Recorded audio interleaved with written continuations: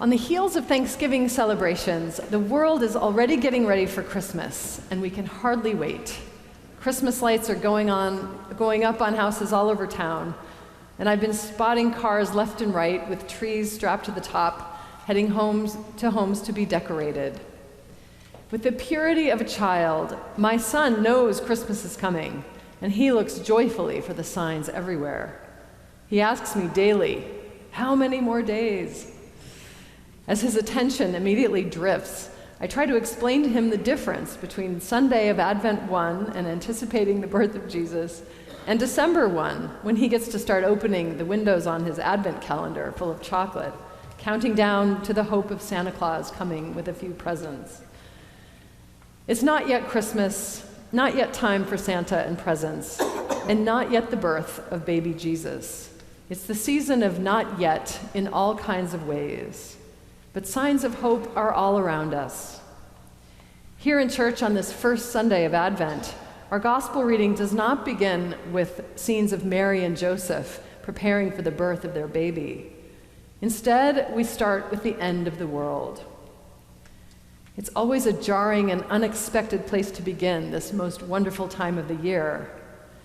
But for whatever reason, the ancients thought it was wise to remind us of what kind of world Jesus was being born into. A world of confusion, violence, destruction, and brokenness. Very much like our own world. These words of Jesus in Matthew remind his disciples and us about the present world, how easy it is to go numb to our calling to keep awake, and to close our eyes in fear, rather than to look for and expect the Lord to come to us in the midst of the crises and concerns of our time. Jesus uses the story of Noah as a metaphor, Noah being the one who was paying attention to God's presence and involvement in the world, as opposed to all those who were going about their business without a thought of God. They knew nothing, is the phrase, and were swept away when disaster came. For us, when we get swept away by the fear and confusion of our time, we are in some sense closing our eyes to the counterforces of love and healing and hope that are also our present reality and everywhere to be found. But Jesus says to keep awake. God always comes to us in unexpected ways and at unexpected times, not to destroy the world, but to heal us and transform us and restore us to life.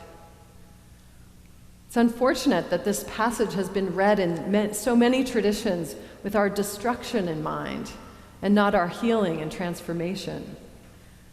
For all time and in all ages, groups of people from tribal communities to mainline religions to millennial cults have anticipated the end of the world. Apocalyptic religions everywhere hold theories on what it will look like when the end comes. Some say violently, some say with a whisper. Odd as it may seem, the Christian faith is well within the definition of an apocalyptic religion. Our tradition, too, proclaims a future endpoint to the linear timeline when our fallen and broken world will be restored into perfect union with God, our Creator. And there are as many ways of imagining what that endpoint will look like as there are denominations of the Christian church. But the word end, in theological terms, can mean either a finite end or an ultimate reality, such as the sense of a highest good or purpose.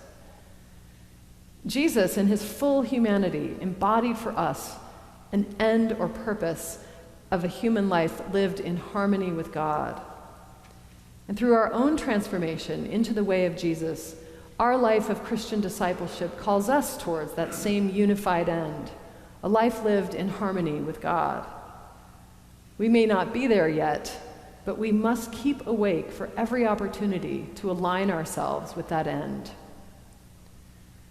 The passage we heard from Matthew just now is one of the most frequently cited by people who subscribe to a theory of a coming rapture. You were warned. I was going to talk about this. They envision some being taken up into heaven and others being left behind. In this week's episode of Revved Up for Sunday, our podcast, we discuss this theory and how none of the three of your St. Mark's clergy buy into it, even though 2 out of 3 of us were deeply exposed to it as children. That episode garnered a more energetic response than any other episode we've recorded to date. And this reveals to me at least 2 things. One is that we have a much broader listening audience than I thought we did. And second, the rapture theory is alive and well. One listener commented that she planned on having her Thanksgiving early last week because, according to the latest calculations, the rapture was expected to come on November 24th. It appears her calculations were off. Among the many that I see, one serious flaw in the rapture theory is that its concept of salvation does not include everyone or everything that God has made. And another flaw is that it envisions a violent demolition of the created world, except for a special group of human beings.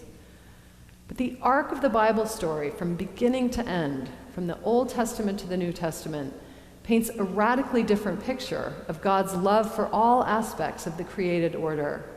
And it points to a call on God's people to care for it with the same level of concern.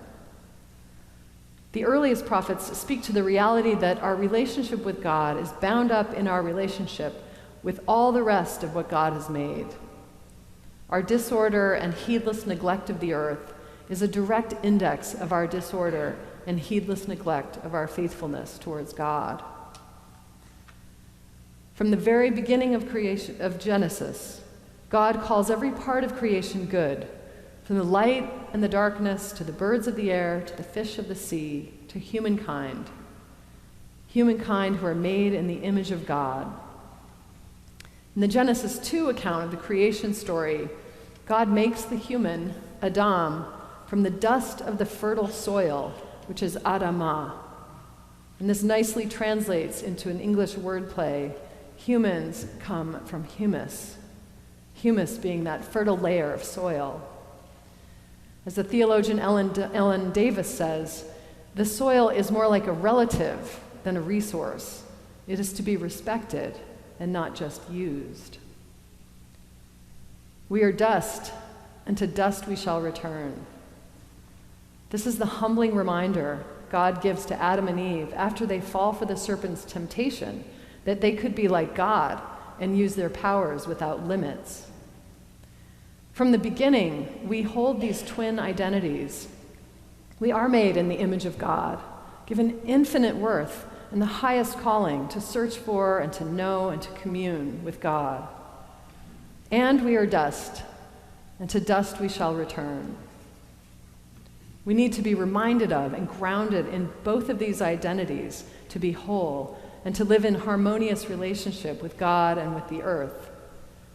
God has made us to hold both of these identities together, and when we neglect one over the other, our image of God gets distorted and our relationship to the earth is broken. The Psalms and wisdom writings are full of reminders that the earth is the Lord's and every creature in it. And in wisdom, God has made them all. And in the New Testament, in the Revelation to John, John has a vision of angels singing the refrain we sing every Sunday from this very altar. Holy, holy, holy Lord, God of power and might. Heaven and earth are full of your glory. The word rapture is rightly defined as taken up. And its basic meaning is in the sense that our attention is taken up. To be rapt is to give total attention or to show complete involvement in something. And it's a spiritual truism that the thing we pay attention to is the thing that will grow for us. Second Coming rapture theorists contort the rapture into something literal, where whole persons are taken up, to the point where cars will veer off the road when their drivers are suddenly raptured at the second coming of Christ. This is an aberration of all that Jesus embodied and stood for in his life and message of radical love and inclusion, to interpret literally rather than spiritually his image of 2 laborers working in a field, one being taken and one being left, and 2 women grinding meal together when one is taken and one is left. Jesus always speaks first and foremost to the hearts of his listeners, with an intention towards our inner transformation. If we read this passage through this lens, the lens of the heart, we can see how we ourselves, or those closest to us, are easily raptured, easily taken up or swept away by the latest fear-mongering message or life-altering crisis of our times. Instead, if we keep awake and give our whole attention towards becoming completely involved in the desires and the heart of God for all God's creatures, we form a different frame of reference for what it means to be taken up or raptured by the signs of the times. The word rapture is also used to mean intense wonder and exaltation and joy. I don't know who in their right mind could find wonder and exaltation and joy in the idea of a violent end to all things, where a few are saved, and the earth itself and most of its inhabitants are left behind to burn. This has nothing of God's love and mercy and grace in it, and nothing of God's justice for the whole earth and the teeming countless embodiments of God's glory that inhabit it with us. It is we who burn the earth down, not God, its loving creator. Jesus was born into such a world and gave his life for it so that we could come to see that no amount of violence will bring us peace. He was born in such a world and gave his life for it so that we could see that God brings life even out of death, as the creative force more powerful than any of our powers of violence or destruction. This is a season of not yet, as we continue to long for and anticipate the repair of the world. It's the season to keep awake and to give our rapt attention to all the ways that we can join our hearts with God's in love for one another and for all creation. Let's not let our hearts be taken up by the many crises and pains of our lives, but rather keep awake and watch for God to appear where you most long for his appearing. What is it that you are waiting for and watching for? Be rapt with this attention for those things and expect the wonder and exaltation of joy of God to be born in you.